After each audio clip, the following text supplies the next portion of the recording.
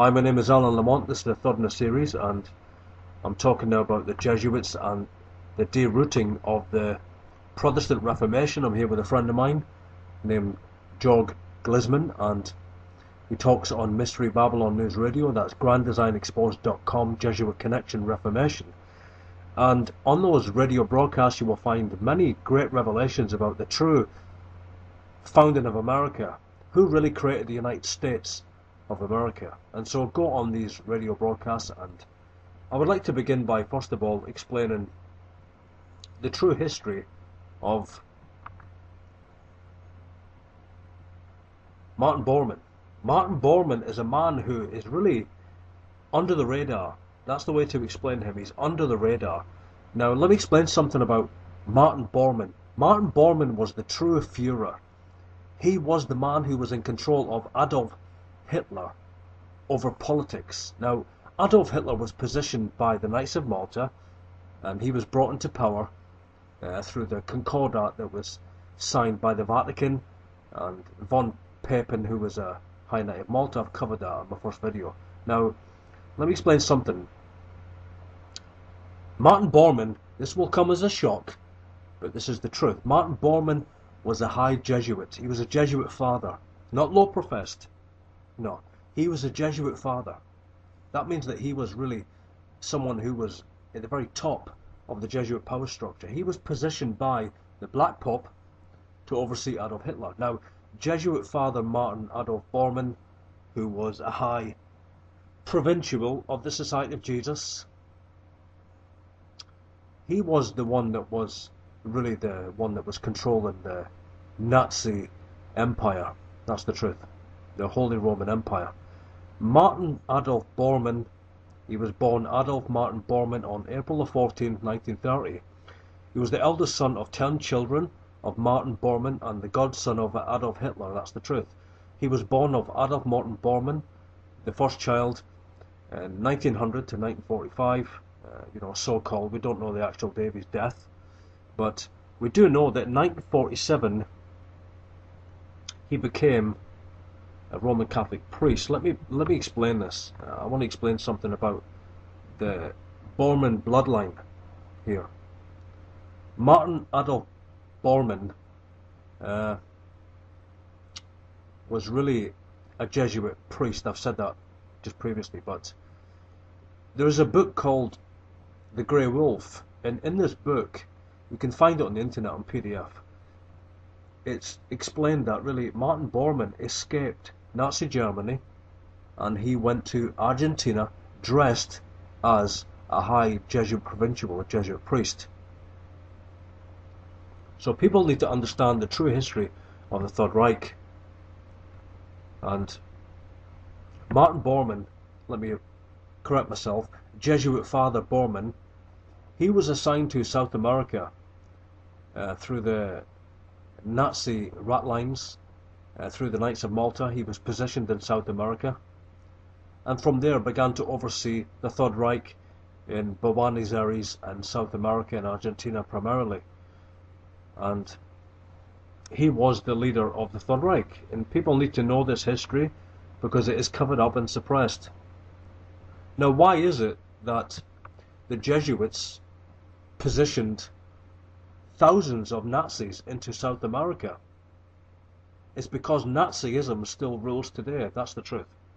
Nazism rules the CIA, and you have many other Nazis who are high-ranking Nazis who can be exposed. For instance, you have General Reinhard Gehlen, who was a Knight of Malta, controlled by the Jesuits.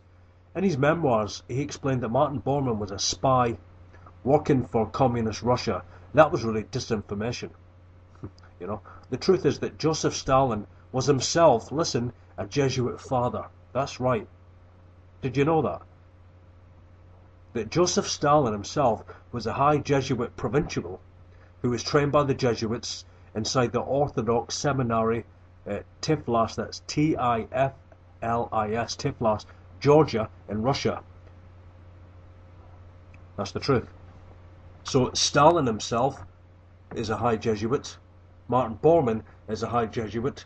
And what you have, according to the high Jesuit oath of induction, you have brother Jesuits at the top, and it doesn't matter who you look at, whether it be Martin Bormann or even Joseph Mengele or Adolf Eichmann. All of these men were high Jesuits. They were Jesuits, not just Jesuit trained, but Jesuits, and they were under the power of the Black Pope. And Martin Bormann, it's said that he died in Paraguay. No evidence for that, but you know, it could have been the case. But that is really a Jesuit stronghold. Paraguay is really where the Jesuits perfected communism. You know, that's where communism was created and perfected by Joseph Stalin, the Jesuit priest of Rome. And even Adolf Hitler was still alive, even in the year of 1998, supposedly. You know, there's so much history that people bring out. But, okay, let me bring a conclusion and pass it on to Jog. The fact is this. The facts are, the true facts of history are that Adolf Hitler did not die. He did not kill himself. No. He escaped to southern Argentina after fleeing Germany. And that's the truth. With his lover, Eva Braun, that he married in the bunker. And he did not commit suicide. And so we have history that has been suppressed and rewritten regarding Nazi Germany.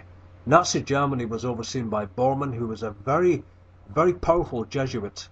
And he was the one that was the true controller of Germany. Okay, I'll pass it on to you, Jorg. Yeah, okay, thank you, Alan.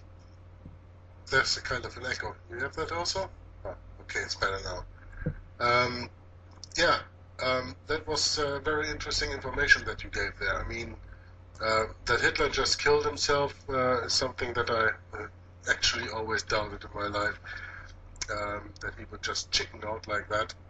I mean, you have people like Goering who did that, but he was set to trial, and that's something else when you're standing trial there. And also somebody says, okay, he killed himself. Others say he was killed. I mean, it's not because you are taking a pill with cyanide in it that you took it for yourself, you know. Sometimes people have to be silenced by being put away. Just think about, for example, Rudolf Hess. He is one of the, I think, most overseen persons when you talk about the Third Reich, who allegedly fled to England in 1940, I think it was, or 1941, 1942, somewhere in the beginning of the 40s. I don't know the exact year now. It's not that important right now. But you know, after the World War, he was put into prison. That prison in Berlin was only open because he was the only inmate. Yeah. For more than 30, 40 years. This is torture. This is just torture. And then he was killed. Not so long before the German so-called reunification. Somebody really has to ask questions about that, you know? Can I come in and say something on this? But it's a different angle. Is that if you look at Pope Francis today, obviously he was the high Jesuit provincial that overseen Buenos Aires, Argentina. Now, you remember that whole staged event with Adolf Eichmann? It was actually captured by Israeli commandos of the Mossad. It was actually in the year 1960, outside Buenos Aires. And obviously then he was executed in Israel, which I don't believe actually happened, but anyway, that's disputable. But these Israeli commandos, you know, they found Adolf Eichmann in Argentina. Now, Argentina is, honestly, it is the place where the Nazis went to. Now, many of them actually also went to the CIA, and they really brought a lot of their intelligence and a lot of their culture, mind control experiments into the CIA. And so Adolf Hitler and Eva Braun, they landed on the shore of Argentina in the year 1945 aboard a German U-boat submarine. And Hitler actually ended his life in a retirement home in Chile. Really, in Chile, you know. So, my God, Yeah. you know. People are so dumbed down and deceived by, you know, false history, aren't they, really? Well, yeah, they are dumbed down because of all the television and all these multimedia that is pushed upon them. This is something that I always say to Walt when we're on the phone, and I probably said it to you also. In my opinion, the last 3 generations that roam the earth right now are the generations of mankind who have never been farther away from God than any other generation before. We just don't know who God is anymore. And when they take God away from us and they put, what do they put in the place? Madonna, Lady Gaga, Justin Bieber, Arnold Schwarzenegger. You know what I mean? Yeah. These idols that people worship. I mean, when you see that at the concerts or whatever, people are just fainting by seeing these so-called stars. And they don't care about the real stars. They don't care about God anymore. And when the people don't know God anymore, how can they have a relationship with religion?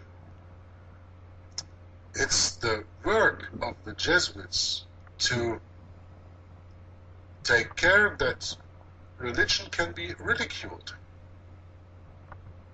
I mean, who can now be a Catholic from the heart and accepting gay marriage and accepting getting your sins forgiven by Twitter, when you Twitter to the Pope? That's right, When you can change your sex or change the sex of your child?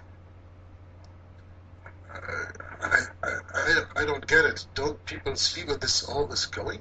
By taking us so far away from God, the Jesuits do a very, very good job. A very, very good job. They are dumping the people down without the people knowing that they are being dumped, because they are being taught other things that are so-called interested. I mean, I get sick when I go to the barber to get a haircut, and I see all these magazines lying there of all the so-called VIPs. I almost have to vomit when I see that, you know? And you see all the people there reading that like it's, oh, feed me information. Oh, this is important to know, you know? And when the people are led so far away from God, then the Jesuits have a very easy work, because they work for Satan. That's why all And of the Satan- videos from and Satan- Hollywood. and Satan doesn't want you to know God. Yeah, that's why all the videos from Hollywood are nothing but violence and lust and just darkness. Violence, porn. Yeah, it's just darkness, nothing but evil and wickedness. And that's what people are looking at, and that's what people are giving their attention to. These amusements, and they're just wicked distractions from Rome. That's what they are. You know? That is, yeah. I just want to add something to the Bormann stuff that you just said before. Yeah. So the flight to England from Rudolf Hess was on the 12th of May 1941.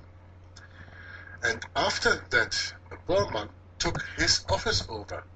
That was the staff of the deputy of the Führer in the party that was in party chancellor renamed. And he had all the power of a minister of the Reich. Yeah. So before Hess went to England, Bormann wasn't there. After that, Bormann was the second highest in Germany. Yeah. And we know, like in America, for example, Obama is just a puppet, Biden is the power behind it. It's always the vice president that has the most power, not the president. That's right, yeah. And here you have the same thing. Hess going away, very strangely, and then Bormann took over in 1941. And when did the war turn? Not far behind that, because until 41, Germany was quite vindictive. Mm-hmm.